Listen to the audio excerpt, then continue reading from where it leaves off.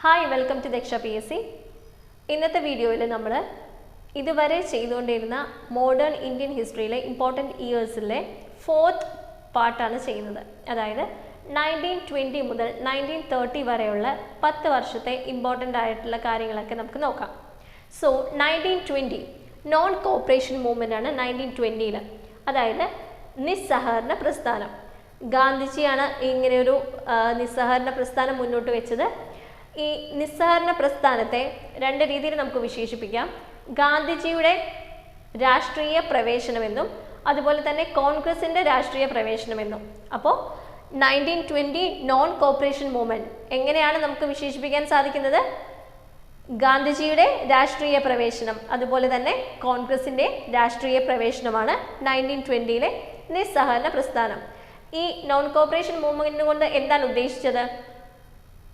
അദ്ദേഹം ലക്ഷ്യമാക്കിയത് സമാധാനപൂർണമായ രീതിയിൽ നമുക്ക് സ്വരാജ്യം എന്ന ഒരു നമ്മുടെ സ്വന്തം രാജ്യം നേടിയെടുക്കുക എന്നതായിരുന്നു നോൺ കോപ്പറേഷൻ മൂവ്മെൻറ്റിലൂടെ ലക്ഷ്യമാക്കിയത്. പക്ഷേ 2 വർഷങ്ങൾക്ക് ശേഷം 1922 അദ്ദേഹത്തിന് ഈ നോൺ കോപ്പറേഷൻ മൂവ്മെൻറ്റ് പിൻവലിക്കേണ്ടി വന്നു. അതിനുള്ള റീസണാണ് ചൗരി ചൗര ഇൻസിഡൻറ്റ്. എന്താണ് ചൗരി ചൗര? സമാധാനപൂർണമായി ജാഥ നടത്തിക്കൊണ്ടിരുന്ന ആളുകൾക്കിടയിലേക്ക് പോലീസ് പ്രകോപനപരമായിട്ട് വെടിയുതിർക്കുന്നു. സോ അതിൻ്റെ ഫലമായിട്ട് ആളുകൾക്ക് വളരെ ദേഷ്യം വരുന്നു. അവരെന്ത് ചെയ്യുന്നു? ഒരു പോലീസ് സ്റ്റേഷൻ ആക്രമിക്കുന്നു, കത്തിക്കുന്നു. സോ ഈ ചൗരി ചൗര ഇൻസിഡൻറ്റിൻ്റെ ഭാഗമായിട്ട് non corporation movement Gandhiji 1922 പിൻവലിക്കുകയാണ്. 1921 wagon tragedy നമ്മളെല്ലാവരും കേട്ടിട്ടുള്ളതാണ്. Wagon tragedy. ഒരു വാഗണിൽ ആളുകളെ കുത്തിനിറച്ച് കൊണ്ടുപോയി കുറേ പേര് ശ്വാസം മുട്ടി മരിക്കുന്നു. അങ്ങനെ വളരെ ക്രൂരമായ ഒരു അല്ലെങ്കിൽ വളരെ ദയനീയമായ ഒരു സംഭവമാണ് വാഗൺ ട്രാജഡി. സോ അതുപോലെ തന്നെ മലബാർ റിബല്യൻ, മലബാർ പ്രക്ഷോഭം, ഇത് രണ്ടും നടന്നത് 1921 1921 തന്നെയാണ് പ്രിൻസ് ഓഫ് വെയിൽസ്, വെയിൽസിലെ രാജകുമാരൻ ഇന്ത്യ സന്ദർശിക്കുന്നത്. സോ 1921 3 കാര്യങ്ങൾ നമുക്ക് ഓർത്തിരിക്കാം. Wagon tragedy, Malabar rebellion, prince of Wales visited India. 1923 Swaraj party രൂപീകൃതമാകുന്നത്. സ്വരാജ് പാർട്ടി ആരെല്ലാം ചേർന്നാണ് സ്വരാജ് പാർട്ടി ഫോം ചെയ്യുന്നത്? മോത്തിലാൽ നെഹ്റുവും CR ദാസും. അതായത് ആദ്യത്തെ പ്രസിഡന്റ് CR ദാസും ആദ്യത്തെ സെക്രട്ടറി മോത്തിലാൽ നെഹ്റുവുമാണ്. അത് മാറിപ്പോകരുത്. ആദ്യത്തെ സെക്രട്ടറിയാണ് മോത്തിലാൽ നെഹ്റു, ആദ്യത്തെ പ്രസിഡന്റ് CR ദാസ് ആണ്. സ്വരാജ് പാർട്ടി അവരുടെ ആദ്യത്തെ സമ്മേളനം നടന്നത് അലഹബാദ് വെച്ചിട്ടാണ്.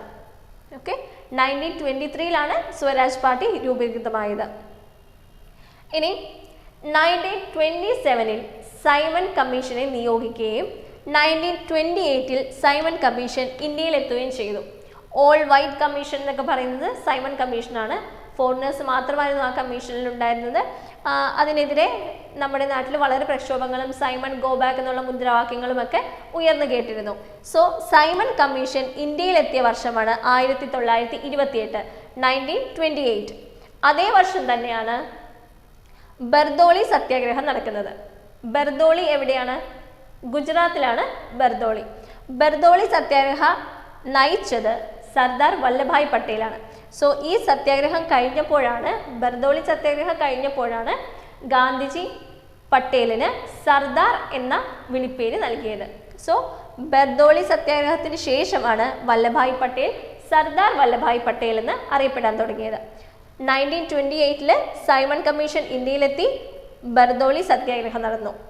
1929 വളരെ ഇമ്പോർട്ടൻ്റ് ആയിട്ടുള്ളൊരു session, Lahore session. Lahore session എന്ന് പറഞ്ഞാൽ INCയുടെ സെഷൻ നടന്നത് എവിടെ വെച്ചാണ്? ലാഹോർ വെച്ചാണ്. ആരായിരുന്നു അതിൻ്റെ അധ്യക്ഷൻ? ജവഹർലാൽ നെഹ്റു.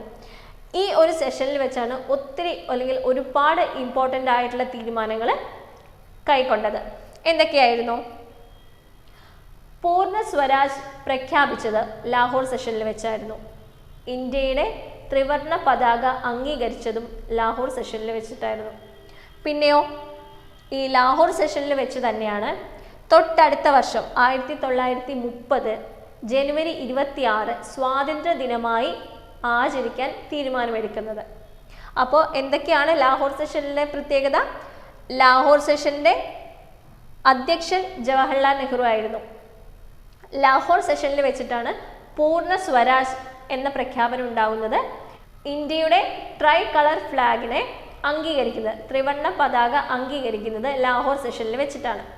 ലാഹോർ സെഷനിൽ വെച്ച് ഇവരൊരു തീരുമാനം എടുക്കുകയാണ്, തൊട്ടടുത്ത വർഷം 1930 ജനുവരി 26 നമ്മൾ സ്വാതന്ത്ര്യ ദിനമായി ആചരിക്കുന്നു. ഇതൊക്കെയാണ് ലാഹോർ സെഷനിലെ ഇമ്പോർട്ടൻറ്റ് പോയിന്റ്സ്. അതുപോലെ തന്നെ 1929 പാസ്സാക്കിയ മറ്റൊരു ആക്റ്റാണ് ശാരദ ആക്ട്.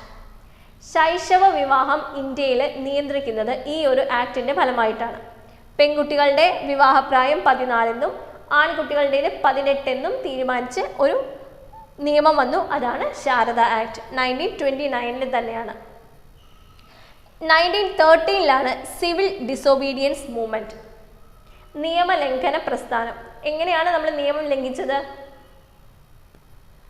അതാണ് ഉപ്പ് സത്യാഗ്രഹം. അതായത് ദണ്ഡി കടപ്പുറത്ത് ചെന്ന് ഗാന്ധിജിയും അനുയായികളും ഉപ്പ് ഉണ്ടാക്കി ആണ് നിയമം ലംഘിച്ചത്. ആ ഉപ്പ് സത്യാഗ്രഹത്തിന് ഗാന്ധിജിയുടെ കൂടെ പങ്കെടുത്തത് 78 ആളുകളായിരുന്നു. അത് ഓർത്തിരിക്കണം. 78 പേരടങ്ങുന്ന സംഘമായിരുന്നു ദണ്ഡി മാർച്ച് നടത്തിയത്. ദണ്ഡി മാർച്ച് നടന്നത് 1930 മാർച്ച് 12 മുതൽ ഏപ്രിൽ 6 വരെയാണ്. മാർച്ച് 12 മുതൽ ഏപ്രിൽ 6 വരെയാണ് ദണ്ഡി മാർച്ച് നടന്നത്. 1930 തന്നെയാണ് ഫസ്റ്റ് റൗണ്ട് ടേബിൾ കോൺഫറൻസ് നടക്കുന്നത്. എത്ര റൗണ്ട് ടേബിൾ കോൺഫറൻസുകൾ ഉണ്ടായി? വട്ടമേശ സമ്മേളനങ്ങൾ എത്ര എണ്ണമായിരുന്നു? 3 എണ്ണമായിരുന്നു. ഒന്നാമത്തേത് 1930. തൊട്ടടുത്ത 2 വർഷങ്ങളിലുമായിട്ട് 2ഉം 3ഉം നടന്നു. ഗാന്ധിജി പങ്കെടുത്തത് ഏത് സമ്മേളനത്തിലായിരുന്നു? 2ാം വട്ടമേശ സമ്മേളനത്തിലായിരുന്നു. അങ്ങനെയാണെങ്കിൽ ഈ 3 സമ്മേളനങ്ങളിലും പങ്കെടുത്ത ഇന്ത്യക്കാരൻ ആരാണ്? ഡോക്ടർ BR അംബേദ്കർ ആണ്. സോ ഗാന്ധിജി പങ്കെടുത്തത് 2ാം വട്ടമേശ സമ്മേളനത്തിലാണ്. ഈ 3 സമ്മേളനങ്ങളിലും പങ്കെടുത്ത ഇന്ത്യക്കാരൻ ഡോക്ടർ BR അംബേദ്കർ ആണ്. ഇതെവിടെ വെച്ചാണ് നടന്നത്? ഈ റൗണ്ട് ടേബിൾ കോൺഫറൻസ് എല്ലാം ലണ്ടനിൽ വെച്ചിട്ടാണ് നടന്നത്. സോ ഇത്രയുമാണ് 1920 മുതൽ 1930 വരെ PSCക്ക് വേണ്ടി നമുക്ക് അറിഞ്ഞിരിക്കേണ്ട കാര്യങ്ങൾ. ഇത് മാത്രമെന്നല്ല, എങ്കിലും നമ്മൾ അറിഞ്ഞിരിക്കണം. നമുക്കൊന്നുകൂടി നോക്കാം. 1920 നോൺ കോപ്പറേഷൻ മൂവ്മെന്റ്, നിസ്സഹകരണ പ്രസ്ഥാനം നിലവിൽ വന്നു. ഗാന്ധിജിയുടെയും കോൺഗ്രസിൻ്റെയും രാഷ്ട്രീയ പ്രവേശനം എന്ന് വിശേഷിപ്പിക്കുന്നത് 1920 നിസ്സഹകരണ പ്രസ്ഥാനമാണ്. ഈ നിസ്സഹകരണ പ്രസ്ഥാനം ഗാന്ധിജി പിൻവലിക്കാൻ ഇടയായ സാഹചര്യം എന്താണ്? 1922 ചൗരി ചൗര ഇൻസിഡന്റ് ആണ്. ചൗരി ചൗര എവിടെയാണ്? UP. 1921 Wagen tragedy, Malabar rebellion, അതുപോലെ തന്നെ പ്രിൻസ് ഓഫ് വെയിൽസിന്റെ വിസിറ്റ്, ഇന്ത്യയിലേക്കുള്ള വിസിറ്റ്. 1923 സ്വദേശ് പാർട്ടി ഫോം ചെയ്തു. മോത്തിലാൽ നെഹ്റുവും CR ദാസും. മോത്തിലാൽ നെഹ്റു ആയിരുന്നു ഫസ്റ്റ് സെക്രട്ടറി, CR ദാസ് ആയിരുന്നു ഫസ്റ്റ് പ്രസിഡന്റ്. 1928 സൈമൺ കമ്മീഷൻ ഇന്ത്യയിലെത്തുന്നത്. അപ്പോയിന്റ് ചെയ്യുന്നത് 1 വർഷം മുൻപ് 1927 ബർദോളി സത്യാഗ്രഹത്തിന് നേതൃത്വം കൊടുത്തതാണ് വല്ലഭായ് പട്ടേൽ. ഈ സത്യാഗ്രഹത്തിന് ശേഷം അദ്ദേഹത്തിനെ ഗാന്ധിജി സർദാർ എന്ന് വിശേഷിപ്പിച്ചു, അല്ലെങ്കിൽ അതിനുശേഷമാണ് സർദാർ എന്ന പേര് നൽകിയത്. 1929 ലാഹോർ സെഷൻ. ഈ ലാഹോർ സെഷനിൽ അധ്യക്ഷനായത് ജവഹർലാൽ നെഹ്റു ആയിരുന്നു. ഈ ലാഹോർ സെഷനിൽ വെച്ചിട്ടാണ് പൂർണ്ണ സ്വരാജ് എന്ന പ്രഖ്യാപനം ഉണ്ടായത്. അതുപോലെ തന്നെ നമ്മുടെ ത്രിവർണ്ണ പതാകയെ അംഗീകരിക്കുന്നതും ഈ ഒരു സെഷനിൽ വെച്ചിട്ടാണ്. സിവിൽ ഡിസൊബീഡിയൻസ് മൂവ്മെന്റ് നടത്താനുള്ള ഒരു തീരുമാനം എടുക്കുന്നതും. അതുപോലെ തന്നെ 1930 ജനുവരി 26 നമ്മുടെ സ്വാതന്ത്ര്യ ദിനമായി പ്രഖ്യാപിക്കാൻ, അല്ലെങ്കിൽ സ്വാതന്ത്ര്യ ദിനമായി ആചരിക്കാനും തീരുമാനിച്ചത് ഈ ഒരു സെഷനിൽ വെച്ചിട്ടാണ്. ശൈശവ വിവാഹത്തെ നിയന്ത്രിക്കുന്ന ശാരദ നിയമം, ശാരദ ആക്ട് നിലവിൽ വന്നത് 1929 1930 സിവിൽ ഡിസൊബീഡിയൻസ് മൂവ്മെന്റ്, സോൾ സത്യാഗ്രഹ, ദണ്ഡി മാർച്ച്. ദണ്ഡി മാർച്ചിൽ 78 ആളുകളാണ് ഗാന്ധിജിയുടെ കൂടെ ഉണ്ടായിരുന്നത്. ഡേറ്റ് 1930 മാർച്ച് 12 മുതൽ ഏപ്രിൽ 6 വരെ. ഫസ്റ്റ് റൗണ്ട് ടേബിൾ കോൺഫറൻസ് നടക്കുന്നതും 1930-ലാണ്. സോ ഇത്രയുമാണ് നമ്മൾ ഈ ഒരു വീഡിയോയിൽ കണ്ട കാര്യങ്ങൾ. വീഡിയോ നിങ്ങൾക്ക് ഇഷ്ടമായെന്ന് വിചാരിക്കുന്നു. നിങ്ങളുടെ അഭിപ്രായങ്ങൾ കമൻറ്റ് ബോക്സിൽ കമൻറ്റ് ചെയ്യുക. സബ്സ്ക്രൈബ് ചെയ്യാത്തവർ സബ്സ്ക്രൈബ് ചെയ്യുക. നമുക്ക് മറ്റൊരു വീഡിയോയുമായിട്ട് വീണ്ടും കാണാം. Thank you.